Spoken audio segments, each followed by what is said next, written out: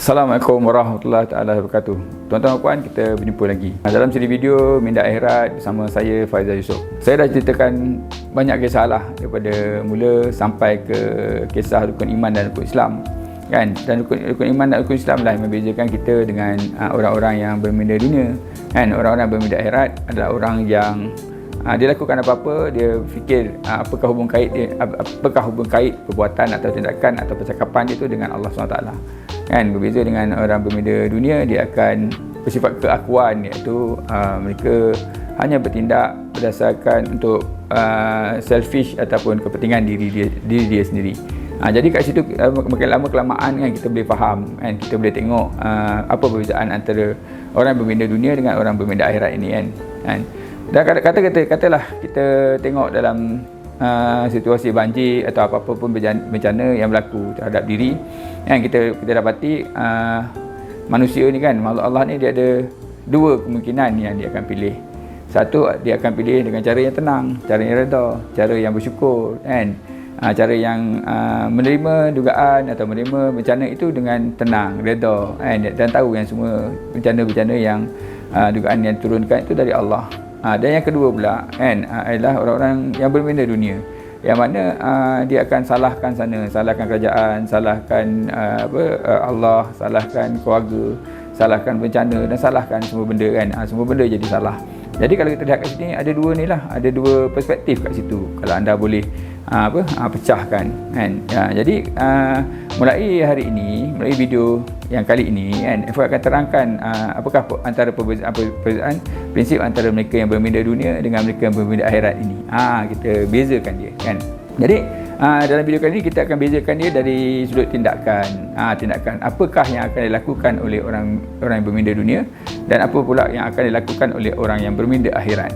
Kalau kita lihat orang yang berminda dunia, kalau dia tidak boleh bertindak, dia akan bercakap. Kalau dia tidak bercakap, dia akan berfikir, kan. Kalau dia berfikirlah, dan kalau tidak berfikir, dia akan menyanyi, kan. Dia biarkan kosong, kan. Masa yang berjalan tu, kan, itulah yang dia akan lakukan. Sebab tu, kan, macam kebelakangan ini, kan, kita nampak ramai budak-budak muda ni, kan, yang dekat telinga dia tu, kan, memang ada headphone setiap masa, kan. Bukan dengar ayat-ayat suci Al-Quran, tapi dengar lagu Korea, lagu Jepun, lagu orang putih dan sebagainya, kan. Mengisi diri dengan, sebenarnya hakikatnya mengisi diri dengan kekotoran-kekotoran dan kekaburan dan titik-titik hitam yang boleh mengotorkan hati. Itu cerita dia, tuan-tuan. Dia berbeza dengan orang yang berminda akhirat. Orang berminda akhirat ni, tuan-tuan dan puan, kan, kalau dia tidak boleh bertindak, dia bercakap. Kalau tak boleh bercakap, dia berfikir. Dan kalau dia tidak boleh berfikir, dia akan berzikir. Dia akan ingat Allah. Kerana dia tahu, kan, sesungguhnya hanya dengan mengingati Allah, hati akan tenteram. Jadi masa itu berjalan, kan. Masa yang berjalan tu diisi dengan apakah membuat mana satukah tindakan yang membawa pulangan yang paling banyak, kan, membawa pulangan yang paling tinggi, yang mana satu yang paling utama untuk dilakukan. Yang paling utama ialah untuk melakukan dengan tangan, bertindak, kan.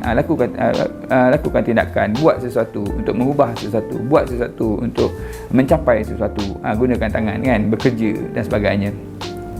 Kemudian keduanya bercakap. Bercakap pun kenalah hati-hati apa yang dicakapkan. Kita boleh je cakap 24 jam, tapi kita cakap benda yang sia-sia, kan. Jadi kena pilih apa yang kita cakapkan tu, kan. Sebaik-baiknya cakaplah perkara-perkara yang dalam rukun iman dan rukun Islam, yang itu yang terbaik, kan. Memuji kehebatan Allah dan sebagainya, yang tu terbaiklah. Sebab apa? Semua benda ni ada hubungan rohani dengan Allah, kan. Kita membesar-besarkan Allah, kita menyebarkan syiar Islam, bagus tu. Tapi kalau tak ada nak cakap benda-benda yang macam tu, kita cakaplah benda-benda yang bersifat silaturahim antara kita, kan. Kita tanya apa khabar, dah makan ke belum, kan. Kita prihatin, kita bersifat ihsan kepada orang lain yang berada di sekeliling kita tu, kan. Tapi kita jauhkanlah pula, kan, bercakap dengan benda-benda yang sia-sia, kan, cakap benda-benda yang larak, kan, cakap benda-benda yang lucu, lucah dan sebagainya. Kita kena pilih, kan, kata-kata tu. Itu yang membezakan antara minda akhirat dengan minda dunia, kan. Cara bercakapan dia, apa isi penyampaian dia dan sebagainya, kan. Boleh je alang-alang hidup ni, kan, nak merapu terpulanglah, kan. Tapi yang pastinya bila kita merapu, kita tak dapat apa-apa hasil, kan, daripada Allah Ta'ala. Itu yang kita kena fikirkan. Seterusnya, berfikir lebih baik daripada berzikir, kan. Berfikir sesaat adalah lebih baik daripada berzikir sepanjang malam. Jadi kalau tak ada apa nak buat, kan, orang pun tak ada keliling kita, malam-malam kita sorang-sorang, kan, kita berfikir, berfikir tentang zat-zat Allah, berfikir tentang dunia, berfikir tentang kehidupan, berfikir tentang apa yang kita boleh lakukan untuk memperbaiki kehidupan dan sebagainya kan. Itu cerita dia. Dan kalau kita tak ada apa-apa yang nak fikirkan kan, seelok-eloknya kita berzikir lah kan. Zikirlah apa-apa pun, berselawat lah kan. Sebab apa? Kalau kita selawat pada Rasulullah, Allah akan selawat pada kita kan. Kalau kita berzikir kan, Allah akan beri ketenangan di hati kita. Tak perlu kita nak pergi bungee jumping, nak pergi cuti-cuti apa semua kan. Cukuplah dengan mengingati Allah. Jadi itu perbezaan dia. Kalau minda dunia, dia akan biarkan otak dia kosong. Kalau minda akhirat, dia takkan benarkan ianya kosong. Dia akan di hujung sana kan, ruang yang ada, dia akan berzikir setiap saat dan setiap detik. Jadi fikir-fikirkanlah. Itu perbezaan antara minda dunia dengan minda akhirat dari sudut tindakan. InsyaAllah kita jumpa lagi dalam video perbezaan ini dalam video yang akan datang. Jangan lupa like, subscribe minda akhirat, beritahu kat kawan-kawan yang lain. Alright, kita jumpa lagi. Assalamualaikum. Bye.